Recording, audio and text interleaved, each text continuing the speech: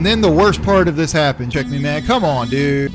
Oh, come on, man. You see me, right? Give me a break, guy. I'm telling a story here. What is up, everybody? Welcome back to the channel. So today I've got a pretty special haul for you guys. It's a pretty awesome story time. For those of you that don't know, in real life, I did actually just move across country and I used a Penske truck. So that is why we are running a Penske truck here. And unfortunately, I couldn't get the Penske trailer. So we're going to use a U-Haul because I just moved my own house. So we're hauling pretty close to the same accurate weight as what I hauled too. This is a little bit heavier. We're right around 10,000 pounds in this trailer. My stuff was probably closer to about 7,000 to 8,000 pounds. But anyways, let's go ahead and hop in it and let's get this truck fired on up. And I have a really awesome story. I really think you guys are going to like it and you wouldn't believe. I haven't used a day cab in quite a long time, so this will be interesting. The Penske truck that I rented was a huge 26-foot box truck. Did have air brakes. We'll get to all that in a minute. But anyways, this is as close to the real thing as I can get. The size that y'all see is almost accurate. Of course, it's a box truck, so it didn't have these two axles right there.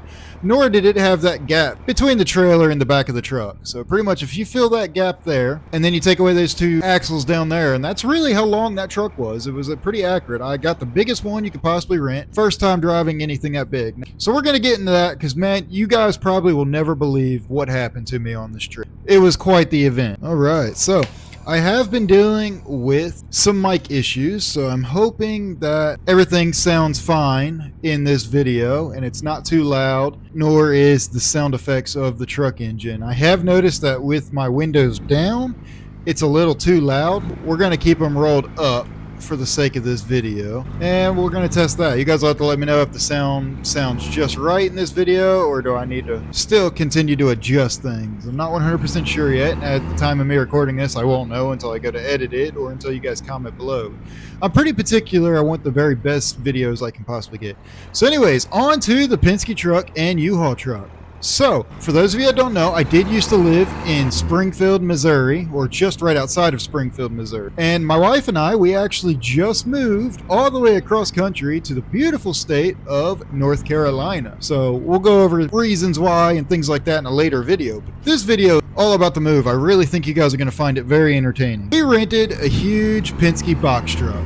I have never rented a box truck before or never drove anything like this. I mean, it wasn't even I've rented a U-Haul truck before, but never have I ever rented just a huge gargantuan 26, 28 foot box truck with air brakes. So I go pick it up, and as soon as I'm there, the guy that I'm renting it from at the company, he asked me if I've ever used air brakes before, and I said, no, not in real life. And then kind of laughing in American Truck Simulator. So he gave me a crash course on how to use it. All he ever did was tell me about the air brakes. He said they're very touchy, very sensitive. That's it. Just be very careful because they're sensitive brakes. I said, okay. And all he did was show me how to activate and deactivate the park brake down there, which I already knew. It's you push in a button, just like this truck game here. You push in a button or you pull it out, and there you go, and so on and so forth. That's it. The truck I rented had buttons up here just like that right there. He didn't tell me what any of them were. So we'll get to that here in a minute because that plays a part in it. So we get home, my wife and I, we load it up. We load the truck up and we're heading out the next morning. We live around 6 a.m. and we're heading out in this truck. We get about an hour outside of Springfield, Missouri, and all of a sudden there is several check engine lights keep coming on down here, as well as hot exhaust temperature. Now, I thought it was because I was getting used to the truck. It had an engine brake just like this. You flip a button, it goes off the exhaust brake. I'm not speeding too bad right there. Oh, please stay, thank you. So me, naturally, I enjoy that in the game, so I kept trying to get used to it. So I kept hitting it on, turning it off, just playing around with it for about an hour straight. The hot exhaust temperature comes on. Okay, I'm just trying to get used to it. You know, I was probably riding it too much. It's better to, I was probably riding it too much, as well as this is a big diesel truck. Now, this truck in the game here has a Cummins ISX engine in it, which, believe it or not, that's actually the engine that was in that truck. Now, for those of you that really still can't picture this truck, it's a big box truck. It's not just a U-Haul rental truck. It's basically a semi-truck. It was actually an International out of all things, so it actually had an ISX engine in it. Now, for those of you that are familiar with it, all these new diesel trucks have to have emissions in them. And by emissions, they have what's called DEF or DEF. Some of the experienced truck drivers are probably like, he did not just say DEF. It's DEF or diesel exhaust fluid. I asked the guy when I picked up the truck, how frequently will I need to fill that up? He tells me you should never have to fill it up for this 1,200 miles. He said you may have to put a little bit in it once before you return it, but that's it. I'm driving about 1,200 miles one way. So I said, okay, perfect. Well, I start to notice when the check engine light and the hot exhaust temperature light comes on, I start to notice that it's burning through a lot more of the DEF fluid. So me being me, I'm sitting here thinking that maybe the reason why all the check engine lights are coming on is because I'm using the exhaust brake. I'm riding that a lot, just trying to get a feel for it. And maybe it's going into regen at the same time, so it's burning hot. That's what I thought. So anyways, about an hour later, it goes off. No more check engine lights, nothing. Now, the one thing I did notice is the truck actually had a limiter of about 70 miles an hour, which is perfectly fine. I don't personally think trucks should go much faster than that anyways, especially for someone like me that's never drove a truck this big or this weight before. 70 miles an hour is plenty fast. We'll come back to that limiter thing here in just a few minutes and you'll understand why. It's kind of entertaining anyways, but we'll get back to the limiter here in just a few minutes. So, as we're driving, we get out of St. Louis. We're about 4 hours deep. We get just outside of St. Louis. We hit Illinois and Indiana and Iowa and Ohio all next. First of all, I'm sorry if you guys live in any of these three states, the Indiana, Illinois, or Iowa, but man, they had some of the roughest roads. Now, where I'm going with that is, not only did they have roughest roads, this truck that we rented had air ride, both in the seat and air suspension, both of which I've never used before. So as soon as we hit the rough road in Illinois, just over the state line, I had the suspension seat set too soft. And it ended up bouncing me so bad that I hit my head on the ceiling twice in a row. So that was hilarious. Hilarious to look back now. It wasn't very fun at the time. So anyways, I adjusted it, made it stiffer. It still rocked me through their entire states, just kind of shook me up pretty good. So that was an interesting experience. Now, as we're going on, about every hour or so, the check engine light kept going on and going off, but on top of that, the hot exhaust brake temperature kept coming on as well too. And it would go off every 20 minutes or so and come back on. Well, then I started to realize that something is wrong. Something's wrong with the truck because I'm not using the exhaust brake. There was a time where I didn't use it at all. We were just straight interstate highway driving and wasn't using the exhaust brake even a little bit. And the hot exhaust temperature just kept coming on. So I had no idea what that was. I really had no idea what that was all about. But anyways, I just kept watching it, trying to be cautious and, just trying to be cautious, just kept watching it. Why are we stopping? Anyways, we get through Illinois and Indiana, and then we start to hit some pretty decent sized grades, somewhere right outside Pennsylvania, Maryland, that kind of state line, Ohio, that state line. We start to hit some pretty decent sized grade.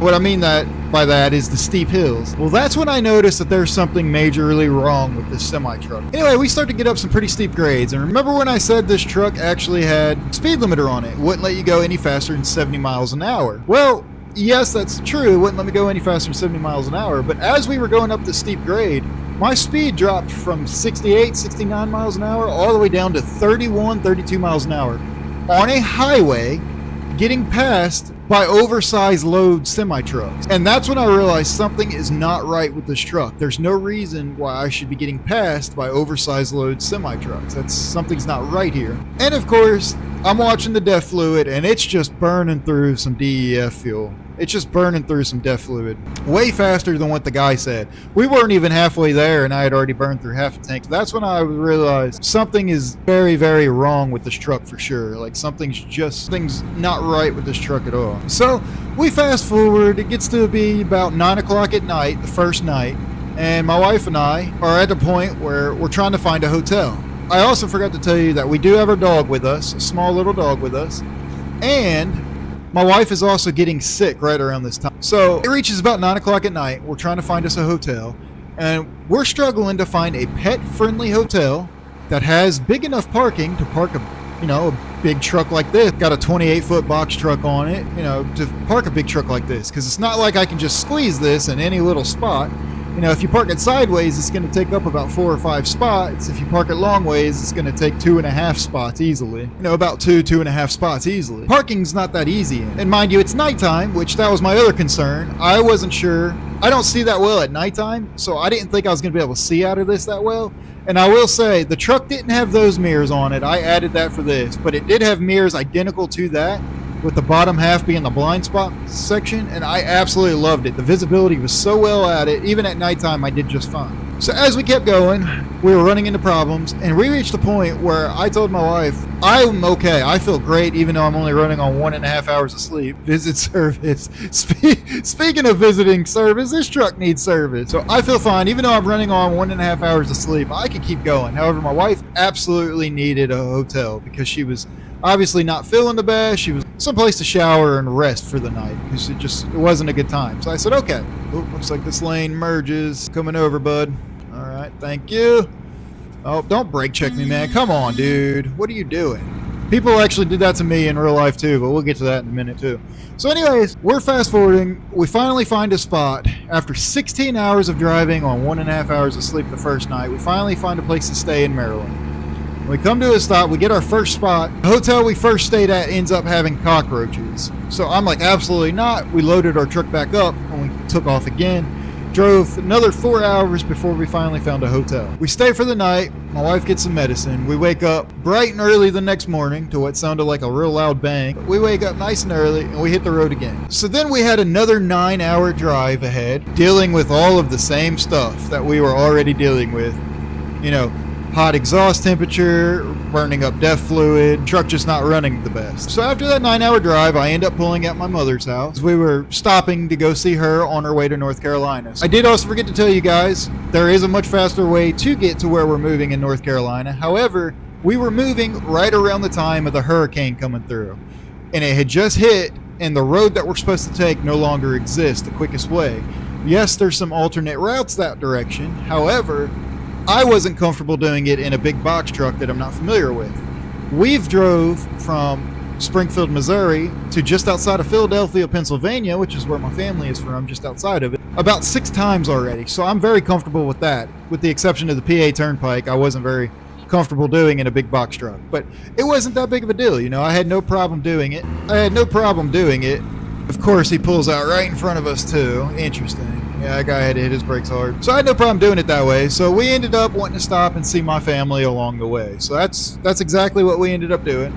We stopped to see my family and spend time with them before we finished our final trip to North Carolina where our new home is. So we stay the night, have a great time, and then the worst part of this happens. You guys haven't even heard the best part yet. So we wake up the next morning and we are heading out. Now, mind you, this truck, as you can see there, a lot of it sticks up above the cab. It has a clearance of 12 feet, 7 inches. Now, we knew that. We were watching for stuff. We were only staying on major roads where we didn't have to worry about hitting it. So we go first thing in the morning. We pull over to get some caffeine for me. And the energy drink ends up falling out of my cup holder. As you guys can see down there, the cup holders were not very deep. It ended up falling out on the floorboard. So I stop and we clean it up and I make a detour. I turn around and it detours me into a really nice neighborhood. Okay, so I'm going to stop right here because I've got something I want to demonstrate for you guys.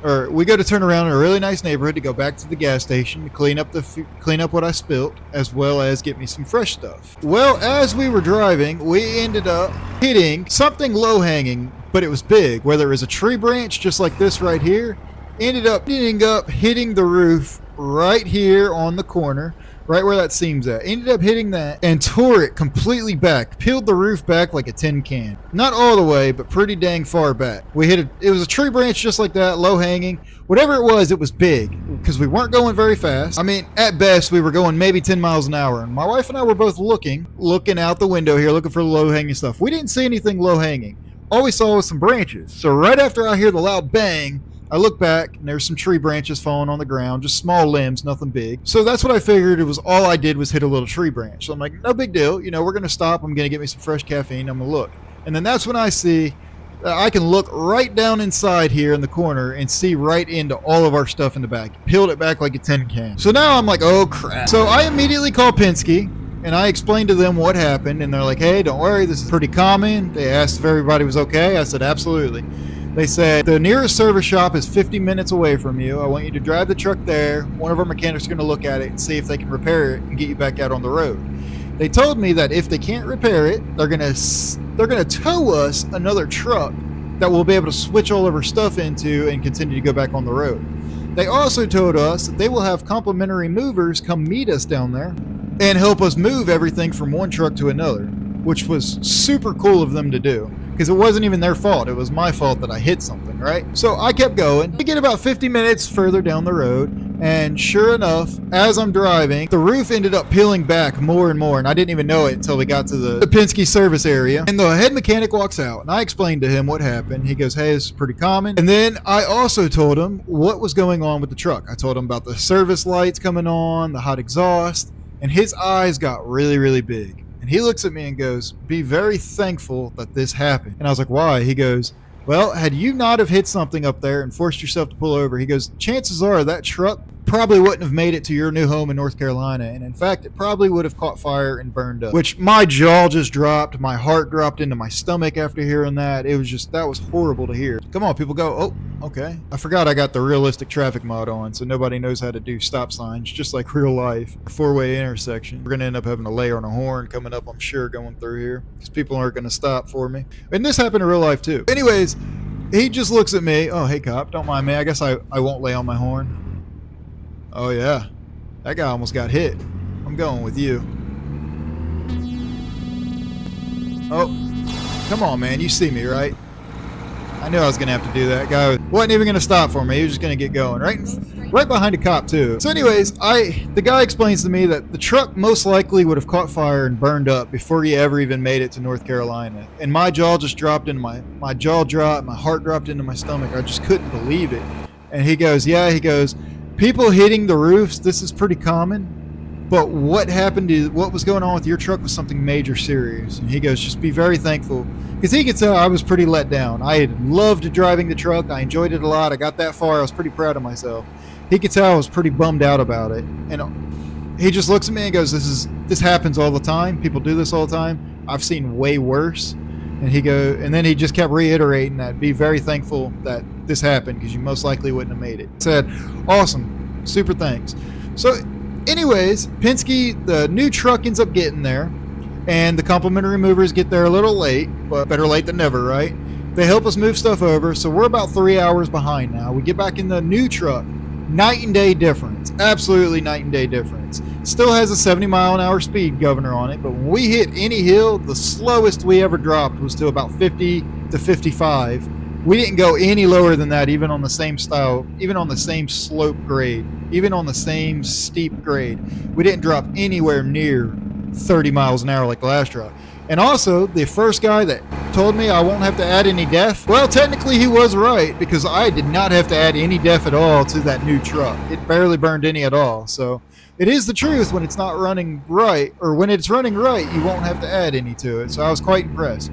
So first of all, I wanted to say a huge shout out to Penske Truck. This video is not sponsored by them. I'm not paid by them to say this at all. They really took care of me, even though a lot of it was my fault. Now, what would have happened had I not have hit anything? Would they have taken care of it on that end? Who knows? Oh, look, the check engine light's on down there now. It's hilarious. You know, would they have taken care of me had the truck caught fire or anything like that? You know, who knows? So I got to get over it. But on the flip side of all this, not only did my wife and I make it to our new home in beautiful North Carolina, which by the time you guys are seeing this, we've lived here for almost a month, if not over a month by the time you guys are seeing this video now, actually. But anyways, one thing I did learn is I absolutely love driving semi-trucks. So you would think that I should have already known that because of me playing this game. This is one of my absolute favorite games. I love it. I never would have expected to actually enjoy driving a semi-truck in real life. So it's kind of opened up a whole nother door for me, if you will. Opened up a whole nother door for me, this experience. So not only do I know I can drive this truck at nighttime and it not be that big of a deal, I can see just fine, but I can actually do it. I drove 16 hours the first day, running on no sleep, drove 9 hours the second day, running on very little sleep, and then I drove another 7 hours the third day. And then the final day, when we had unloaded the truck at our new home and I had to return it, I drove it an additional 2 hours on top of that. So I have a lot of seat time behind the wheel of one of these trucks, going cross country, driving in big cities. Oh, by the way, driving through Baltimore and Washington, D.C. and rush hour traffic in that truck was not fun at all. That was the worst part of it. Terrifying. A couple of times, I mean, I had to absolutely lay on my air horn like this and force my way over. I mean, it was a nightmare, but that's a subject for another day. Anyways, where I'm going with this is the fact that I really do enjoy driving semi-trucks now. And now that I know that, what you guys are going to see some of the next videos coming up, I'm going to give you a little sneak peek, but I'm honestly thinking about actually getting my CDL in real life now. I never would have guessed that I would actually want to do that in real life. And I'm still kind of baffled and mind blown by it. You know, even recording this video now, I'm still pretty baffled by it. The fact that I do enjoy it, and for some reason I really expected not to enjoy it, which is hilarious to me because this is, like I keep saying, this is my favorite game I play. I mean, I play this game the most out of any of my other games, so it's just kind of funny to me and mind-boggling to me. Anyways, there is kind of an abbreviated story, my long story now, my long abbreviated story. Oh, hey, look. So here's an accurate representation. We're gonna sidetrack for a minute. So here's a long school bus. I actually stopped our truck next to a school bus, and my truck was longer than a school bus, a long school bus at that. So I want to see how much longer is it. Again, I just wanted to compare the real life size to this. So I just passed it a little bit there, try and stop right there. So that's lined up there on the back. And yeah, that is very accurate to what the size gap was, because my truck was longer than a real school bus. Not quite full parking spot different. We'll say the nose came out to right about here on the fender, if that gives you an idea on the size. So it was a big truck. And again, because that's a pretty accurate size, just to show you, I mean, there's two normal car parking spots. It sticks through. It'll stick out quite a good bit. That's very accurate to real life size.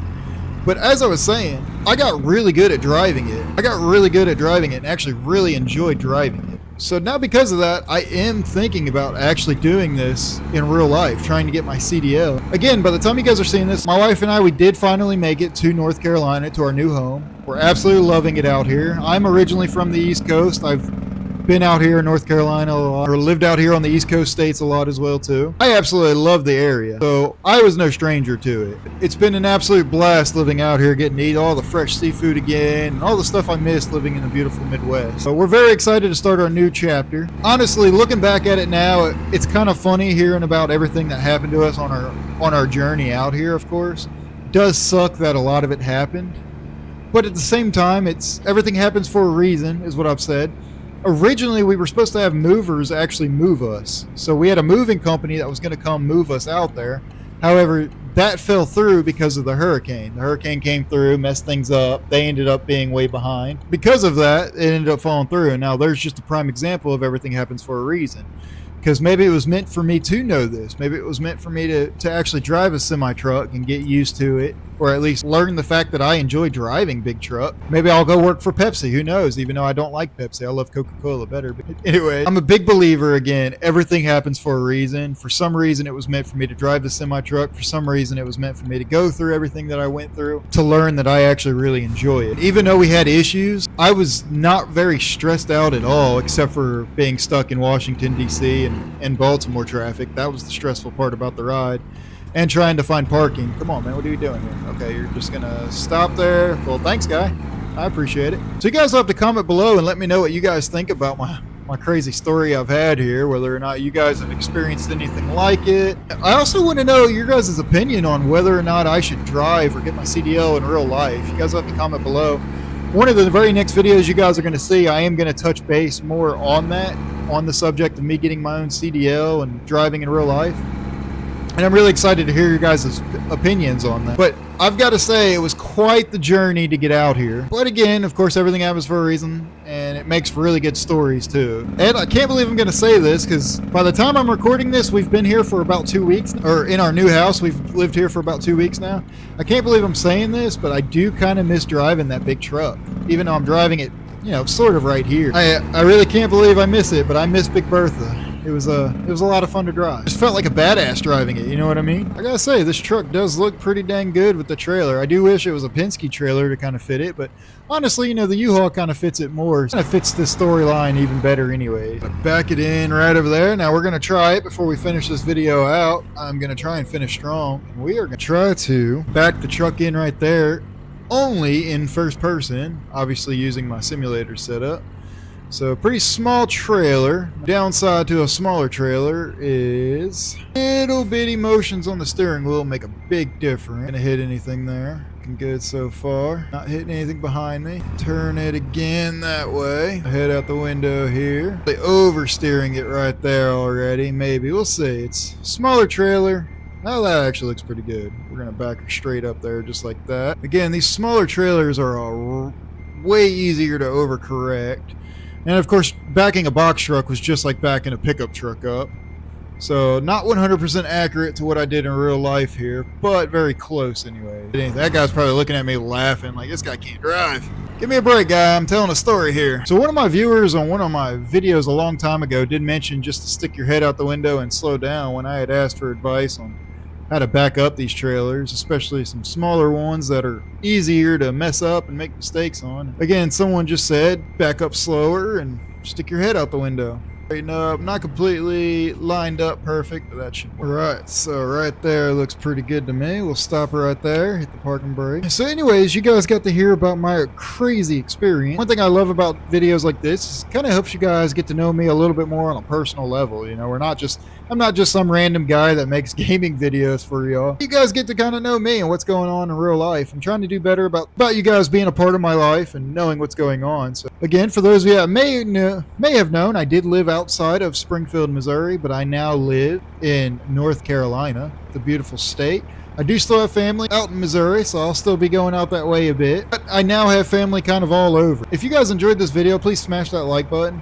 I really enjoy talking to you guys. I enjoy making these kind of videos and bringing you guys into my life. If you guys are new to my channel, please consider subscribing if you haven't already subscribed already. Maybe go check out some of my older videos and see if you can find one that you like just as much as this one too. I bet you'll be very entertained by them, and then consider subscribing. And as always, guys, I will see y'all in the next video.